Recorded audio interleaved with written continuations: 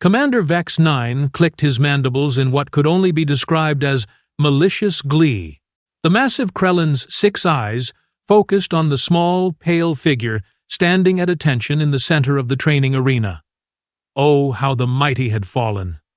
A human, here, at the most prestigious military academy in the galaxy.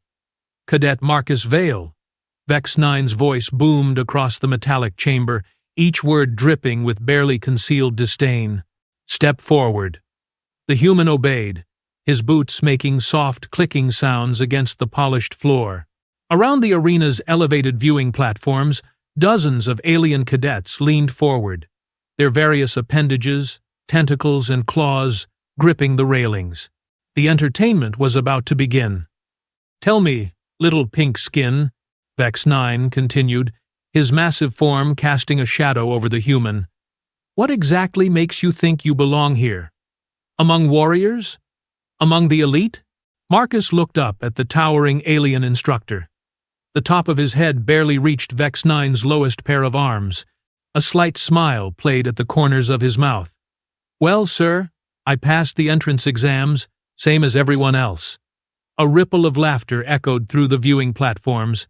Cadet Zephyr 881, a sleek Aquarian with gills that fluttered when he was amused, slapped his webbed hand against his knee. He thinks the written tests matter here.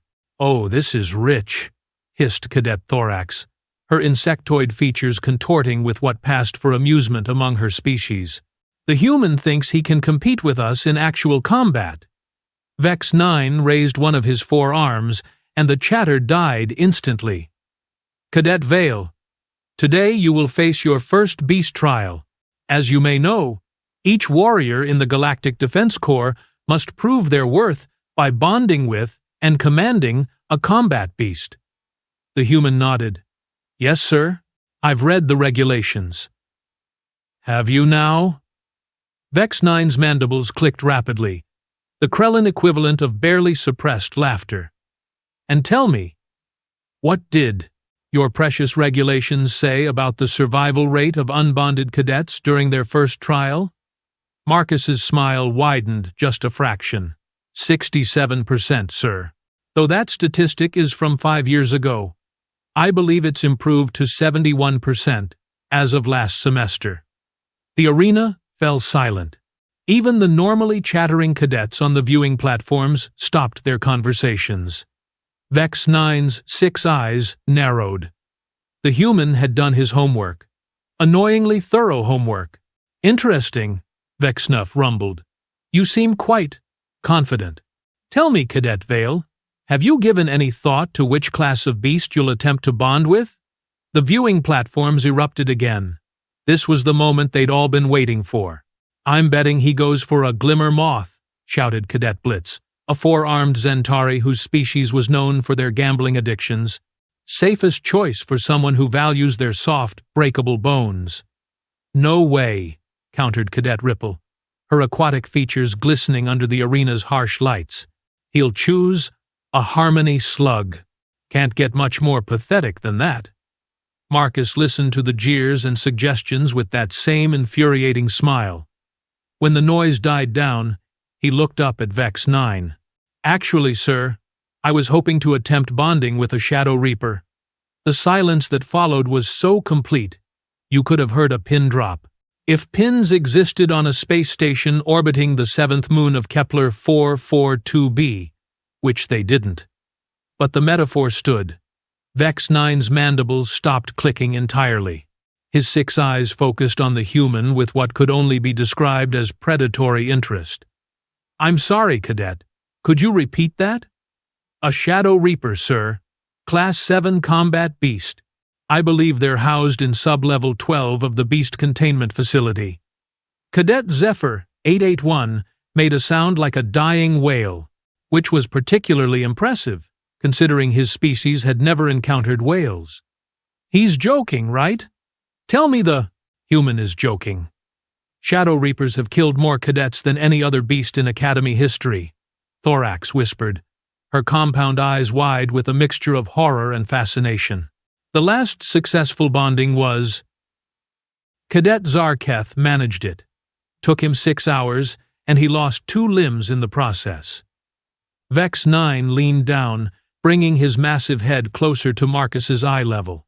Cadet Vale, are you absolutely certain about this choice? Shadow Reapers are not merely dangerous. They are death incarnate. Pure predator instinct wrapped in claws, fangs, and an attitude problem that would make a supernova seem friendly. Marcus's smile never wavered. I'm certain, sir. And why? Vex 9's voice dropped to what he probably thought was a menacing whisper, but came out more like the rumble of distant thunder. Would you choose the most dangerous beast in our facility? The human's eyes sparkled with something that might have been mischief or insanity. The two were often indistinguishable. Because, Commander, I believe my beast won't need a minute. If the previous silence had been complete, this one was absolute. The kind of quiet that made you question whether sound had been invented yet. Vex 9 straightened to his full height. All 4 arms crossed over his chest. Very well, Cadet Vale. Your request is approved. Report to Sub-Level 12 in 1 hour. Full combat gear required. As Marcus saluted and turned to leave, the viewing platforms exploded with chatter. He's dead, Zephyr 881 declared with absolute certainty. Completely, utterly, spectacularly dead. I give him 30 seconds before the Reaper tears him apart, added Thorax. 30 seconds? Ripple's gills fluttered with amusement. You're being generous. I say 15. Cadet Blitz, ever the entrepreneur, began taking bets. All right, listen up. I'm offering even odds on the human lasting less than 1 minute. 2 to 1, if you think he makes it past 2 minutes. And if anyone's crazy enough to bet on him actually succeeding. He paused for dramatic effect. 50 to 1 odds. Only one cadet placed a bet on Marcus's success. Cadet Luna, a small, blue-skinned Etherean who rarely spoke, quietly placed her entire semester's allowance on the human. Everyone thought she was insane. 1 hour later, Sub-Level 12 of the Beast Containment Facility had become the most crowded place on the station. Word had spread through the academy like wildfire, and nearly every cadet, instructor, and maintenance worker who could find an excuse to be there had gathered around the viewing windows. The containment chamber itself was a masterpiece of engineering paranoia. Reinforced walls 3 meters thick, energy barriers that could stop a battleship, and in the center, a single circular platform surrounded by a moat of what the Academy euphemistically called deterrent fluid, but was actually liquid fire. On the platform sat the Shadow Reaper. To call it impressive would be like calling a black hole mildly inconvenient. The beast was roughly the size of a small shuttle, covered in midnight black scales that seemed to absorb light rather than reflect it. 6 legs, each ending in claws that could slice through battle armor like tissue paper. A serpentine neck, topped with a head that was all teeth and malice. And eyes. Oh, the eyes.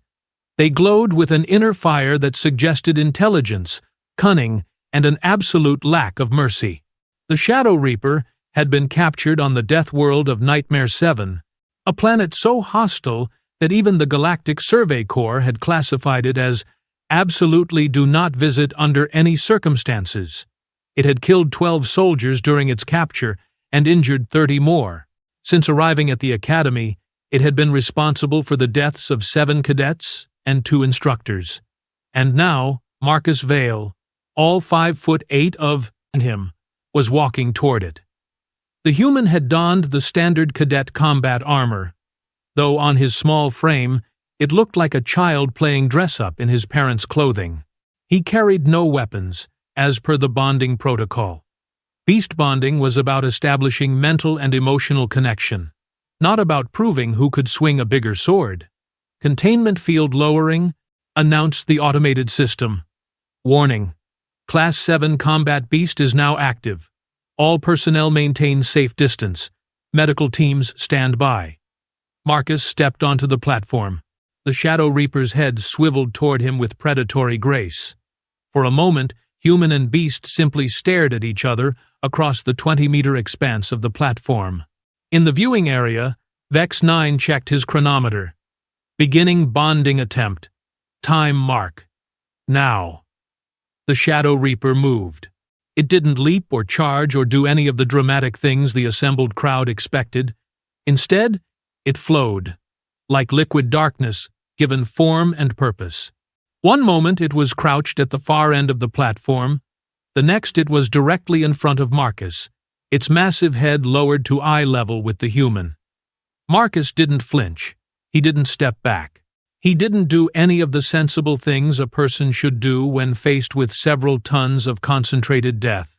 Instead, he did something that made every observer question their understanding of physics, biology, and basic sanity. He reached out and placed his hand on the beast's snout. "Easy there, gorgeous," Marcus said, his voice carrying clearly through the chamber's audio pickups. "No need to get worked up." The Shadow Reaper's eyes, which had been glowing with predatory intensity, suddenly shifted. The inner fire remained, but it took on a different quality. Less, "I'm going to eat your face," and more, "Oh, hello there. What in the seven hells is happening?" whispered Cadet Spike. Vex 9's mandibles had gone completely still. In 40 years of overseeing beast bondings, he had never seen anything like this. The Shadow Reaper, the most vicious predator in their facility, was purring. It was purring. A deep, rumbling sound that vibrated through the chamber's walls. The beast's massive head pressed gently against Marcus's palm, careful not to knock the small human over. "That's a good girl," Marcus murmured, running his hand along the creature's scaled snout. "You're just misunderstood, aren't you? Big, scary reputation, but really, you're just lonely." The Shadow Reaper's purring intensified. Its serpentine neck curved around, and it began, nuzzling Marcus, like a giant, terrifying cat seeking affection. "Impossible," breathed Thorax. "Shadow Reapers don't bond with anyone. They're pure aggression, pure predator instinct." Marcus looked up at the viewing windows, that infuriating smile still plastered across his face. Actually, they're pack hunters on their home world, highly social creatures. The problem is, everyone who tries to bond with them comes in here thinking about dominance and control. But what they really want is acceptance, understanding. He scratched behind what might charitably be called the beast's ear, if ears were the size of dinner plates and covered in razor-sharp spines. "Isn't that right, sweetheart?" The Shadow Reaper made a sound that was half purr, half chirp. It was possibly the most adorable sound ever produced by something capable of leveling a city block. Vex 9 looked at his chronometer. The entire bonding process had taken exactly 43 seconds. In the viewing area, Cadet Blitz was making frantic calculations on his betting pad, while Luna quietly collected her winnings from the few cadets brave enough to have taken the long odds. But the real surprise came when Marcus turned to address the viewing windows directly. "Oh, and Commander Vex 9? You asked me why I chose a Shadow Reaper?" The massive Krellin nodded mutely. Marcus's smile became positively wicked. "It's because I read her file. Captured on Nightmare 7, separated from her pack, held in isolation for 3 years. She's not vicious, Commander. She's heartbroken." The Shadow Reaper made another purring sound and gently wrapped her serpentine neck around Marcus in what could only be described as a hug. A hug from a creature that weighed several tons and could bite through titanium, but a hug nonetheless. "Sometimes," Marcus continued, his voice taking on a philosophical tone that was completely at odds with his current situation, "the most dangerous beasts are the ones that have forgotten how to trust. All they need is someone to remind them that not everyone is their enemy." The purring intensified, and the Shadow Reaper began making small, happy chirping sounds that echoed throughout the chamber. Vex 9's 6 eyes blinked in rapid succession. In all his years of training cadets, he had never encountered one quite like Marcus Vale. The human had just accomplished the impossible with the casual ease of someone ordering lunch.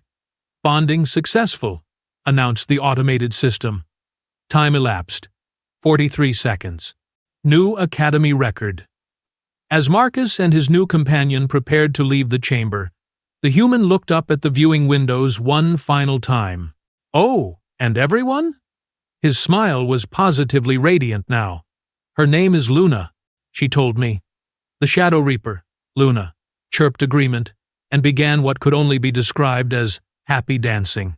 If something that size could be said to dance without causing structural damage to the facility, which it couldn't, the Academy maintenance crews were going to be very busy that afternoon.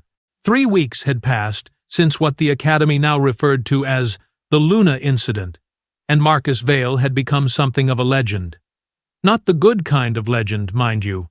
More like the kind that made senior officers develop nervous tics and prompted emergency meetings about human unpredictability protocols. Commander Vex 9 sat in his office, staring at a stack of incident reports that seemed to grow taller every day. Each one bore the same signature at the bottom. Cadet Marcus Vale, Human Division. "Sir?" Lieutenant Crix, 4. A spindly arachnid with too many eyes and not enough patience poked his head through the doorway. "The Galactic Academy Inspector is here for the surprise evaluation. And sir?" He specifically asked to observe the human's combat performance. Vex 9's mandibles clicked rapidly, a sure sign of impending doom. "Which inspector?" "Admiral Zorak the Merciless, sir." The stack of incident reports suddenly seemed much less important than the bottle of Andromedan whiskey Vex 9 kept hidden behind his collection of confiscated weapons. "Of course it is. Send him to Combat Arena 7. And Crix, start preparing the emergency medical teams. All of them." Meanwhile, in the Academy's main corridor, Marcus walked alongside Luna, who had somehow managed to shrink herself down to merely enormous instead of catastrophically huge. The Shadow Reaper padded silently beside him, occasionally chirping at passing cadets who still hadn't gotten used to seeing their most feared predator acting like an overgrown puppy. "Hey, human!" Cadet Zephyr, 881, called out from across the hallway. His webbed features were twisted into what passed for a smirk among his species.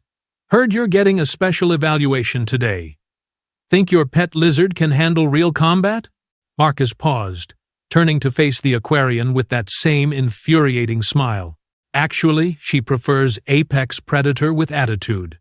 But pet lizard works too." Luna made a sound somewhere between a purr and a chuckle. The combination was somehow more terrifying than her previous roars had been. "We'll see how funny you think it is when Admiral Zorak puts you against something actually dangerous," sneered Cadet Thorax, her compound eyes glittering with malicious anticipation. "Something actually dangerous?" Marcus raised an eyebrow. "More dangerous than a Class 7 Shadow Reaper? I'm intrigued." Before anyone could respond, the Academy's intercom crackled to life. "Cadet Marcus Vale, report to Combat Arena 7 immediately. Bring your companion." As Marcus and Luna made their way through the corridors, whispers followed in their wake. The entire Academy knew about the surprise inspection. More importantly, they knew Admiral Zorak's reputation. The massive Titan's warrior had never given a passing grade to anyone. Ever. His evaluation sessions were legendary for their brutality and their 100% failure rate. Combat Arena 7 was the largest facility in the Academy, designed to accommodate multiple simultaneous battles. When Marcus arrived, he found the viewing galleries packed beyond capacity. It seemed like every cadet, instructor, and janitor in the facility had found an excuse to be there. Admiral Zorak stood in the center of the arena, and Marcus had to admit, the Titans lived up to their reputation. The Admiral was easily 4 meters tall, with skin that looked like polished granite and muscles that probably had their own gravitational field. His 4 arms were crossed over a chest that could double as a landing platform for small shuttles. "Cadet Vale." Admiral Zorak's voice boomed across the arena like controlled thunder. I am here to evaluate your combat readiness and tactical capabilities. Standard protocol requires you to face 3 progressively difficult challenges. Marcus nodded respectfully. Understood, sir. However, the Admiral continued, his scarred features twisting into what might have been a smile on a less intimidating face. I have decided to modify the standard protocol. You will face only one challenge. A murmur of confusion rippled through the viewing galleries. One challenge? That was unprecedented. You will face me. The murmur died instantly, replaced by a silence so profound it made the previous week's quiet moments seem chatty by comparison. Marcus blinked. I'm sorry, sir. Could you clarify what you mean by face you? Combat trial. You and your beast against me and mine. No weapons beyond natural abilities and bonded partnership. Victory conditions. Render your opponent unable to continue fighting. In the viewing gallery, Commander Vex 9 was frantically calculating the cost of repairing an arena after a Titan's Admiral and a Shadow Reaper decided to have a disagreement. The numbers were not encouraging. Sir, Marcus said carefully, with respect, isn't that somewhat excessive for a cadet evaluation? Admiral Zorak's laugh could have been mistaken for an avalanche. Excessive? Young human, I have been evaluating cadets for 60 years. In that time, exactly 0 have impressed me enough to warrant recommendation for advanced training. 0. Do you understand what that means? Marcus glanced at Luna, who was studying the Admiral with predatory interest. That you have very high standards, sir? It means, Admiral Zorak continued, that I believe current training methods are producing weak, pampered cadets who crumble the moment they face real adversity. So I have decided to provide some. A section of the arena floor began to rise, revealing a platform that had definitely not been there moments before. On it sat what could only be described as a nightmare given physical form. If Luna was death incarnate, this creature was Death's older, angrier brother, who had been working out obsessively for the past millennium. The beast was easily twice Luna's size, with scales that seemed to absorb not just light, but hope itself. 8 legs ending in claws that could probably carve through small moons. A head that was less face and more collection of teeth with delusions of grandeur, and eyes that glowed with the cold fire of stars dying in the void. Meet Devastator, Admiral Zorak said with obvious pride. Class 9 combat beast, captured from the Hell Dimension, of Torment Prime, my bonded partner for the past 30 years. In the viewing gallery, several cadets had gone pale, which was particularly impressive for species that didn't normally have blood near their skin surface. Class 9? Whispered Cadet Ripple. I didn't know there were Class 9 beasts. Officially, Class 8 is supposed to be the maximum. Marcus looked up at the Admiral, then at Devastator, then back at the Admiral. His smile never wavered. Well, sir, this should be interesting. Luna chirped agreement and began stretching in a way that suggested she was looking forward to the exercise. Combatants, take your positions, announced the automated system. Warning, this combat trial has been classified as potentially catastrophic. All viewing barriers have been reinforced to maximum strength. Medical teams are standing by with advanced trauma equipment and last rites chaplains. Admiral Zorak moved to one end of the arena with fluid grace that seemed impossible for something his size. Devastator flowed alongside him, and Marcus was forced to admit that the beast moved with a terrible beauty, like liquid violence in search of a target. Marcus and Luna took position at the opposite end. The Shadow Reaper had grown back to her full size, but even at her most impressive, she looked small compared to Devastator. Any last words, Cadet? Admiral Zorak called across the arena. Marcus cupped his hands around his mouth. Just one question, sir. When you say, render opponent unable to continue, does that include surrender? If you can make me surrender, young human, I will personally recommend you for immediate promotion to lieutenant. Marcus turned to Luna, and whispered something that the audio pickups couldn't catch. The Shadow Reaper's eyes lit up with what could only be described as wicked glee. Combat trial begins in 3, 2, 1. Commence! What happened next would be talked about in military academies across the galaxy for generations to come. Devastator, charged with the force of a collapsing planet, his massive form covering the arena's length in seconds. His claws extended, ready to tear Luna apart in a single devastating strike. Luna didn't move. She didn't dodge, didn't leap aside, didn't do any of the sensible things a smaller predator should do when faced with an obviously superior opponent. Instead, she did something that defied every combat manual ever written. She sat down and began grooming herself. Devastator's charge faltered. The massive beast skidded to a halt, just meters from Luna, confusion evident in his glowing eyes. In 60 years of combat, nothing had ever ignored him so completely. Luna finished cleaning her left foreclaw and looked up at Devastator with mild interest, as if noticing him for the first time. She made a small chirping sound that somehow conveyed the message, "Oh, hello there. Are you lost?" Admiral Zorak's 4 arms had frozen mid-gesture. "What is she doing?" "Being herself," Marcus replied cheerfully. "Luna's not actually a fighter, Admiral. She's a diplomat." "A what?" "Shadow Reapers aren't solitary predators like everyone thinks. They're pack coordinators. Luna here is what her species calls a peacekeeper. Her job in the wild was to prevent conflicts between pack members, not start them." As if to demonstrate, Luna approached the still confused Devastator and began making soft, soothing sounds. The larger beast's aggressive posture began to relax, despite Admiral Zorak's increasingly frantic mental commands. "Devastator!" the Admiral barked aloud. "Attack!" Devastator obediently raised his claws, but Luna simply walked underneath him and began rubbing against his belly in a way that was unmistakably affectionate. The Class 9 beast's eyes began to droop. "She's putting him to sleep," breathed Commander Vex 9 from the viewing gallery. "That's impossible," Thorax protested. "You can't just pet a Class 9 combat beast into submission?" "Luna's not petting him," Marcus explained, his voice carrying clearly across the arena.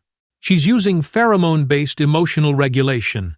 Shadow Reapers evolved the ability to calm aggressive pack members through chemical and behavioral cues. It works on most predator species." Devastator was now lying on his side, making contented rumbling sounds while Luna continued her diplomatic approach. His 8 legs had gone completely limp, and his terrifying eyes had closed entirely. Admiral Zorak stared at his bonded partner in complete bewilderment. In 30 years of partnership, he has never. "How is she doing that?" "Well, sir," Marcus said, walking over to where the Admiral stood frozen in shock, "it turns out that most violent species are actually just stressed and overstimulated. Luna's got a gift for helping them find their center." The Shadow Reaper chirped agreement and curled up next to the now sleeping Devastator like a cat claiming a sunny spot. "But this is a combat trial," Admiral Zorak protested, though his voice had lost most of its commanding boom. "There's supposed to be fighting. Conflict. Someone should be bleeding by now." Marcus shrugged. "Sir, you said the victory condition was rendering the opponent unable to continue fighting. Technically, Devastator can't continue fighting if he's asleep." The Admiral looked down at his peacefully slumbering partner, then at the tiny Shadow Reaper, who had somehow accomplished the impossible without throwing a single punch, or claw, or whatever the equivalent was for interdimensional death machines. "This is," Admiral Zorak began. "Unorthodox?" Marcus suggested. "Unprecedented," the Admiral finished. He was quiet for a long moment, studying Marcus with new interest. "In 60 years of evaluations, no cadet has ever made me question my understanding of combat itself. Is that good or bad, sir?" Admiral Zorak's scarred features twisted into what was unmistakably a smile. Cadet Vale, How would you like to skip the rest of your academy training and move directly to Advanced Tactical Command School? The viewing gallery erupted in chaos. Half the assembled cadets were cheering, while the other half were demanding explanations for how the human had once again turned everything upside down. In the arena, Luna had somehow convinced Devastator to roll over so she could scratch his belly. The Class 9 beast's legs kicked happily in the air, while he made sounds of pure contentment. "I think I'll stick with regular training for now, sir," Marcus replied. "Luna and I are still getting to know each other. Plus, someone needs to help the other cadets understand that there's more than one way to solve problems." Admiral Zorak nodded approvingly. "Very well. But Cadet Vale?" "Yes, sir? When you do graduate, I want you assigned to my command. The galaxy needs more officers who can think outside traditional parameters." As the chaos in the viewing gallery continued, and maintenance teams began calculating the cost of installing a permanent nap area for visiting class. 9 beasts, Marcus scratched Luna behind her ear spines. "What do you think, girl? Ready to show everyone else that the best victories are the ones where nobody gets hurt?"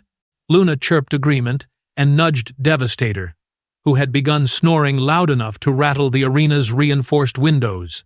And in the viewing gallery, Cadet Luna quietly collected another round of winnings from her classmates, while Commander Vex 9 made a mental note to requisition a much larger bottle of Andromedan whiskey.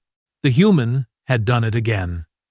Some battles, as it turned out, were won not with claws and fangs, but with understanding and compassion. And sometimes, just sometimes, the most terrifying predators in the galaxy just needed someone to show them it was okay to take a nap.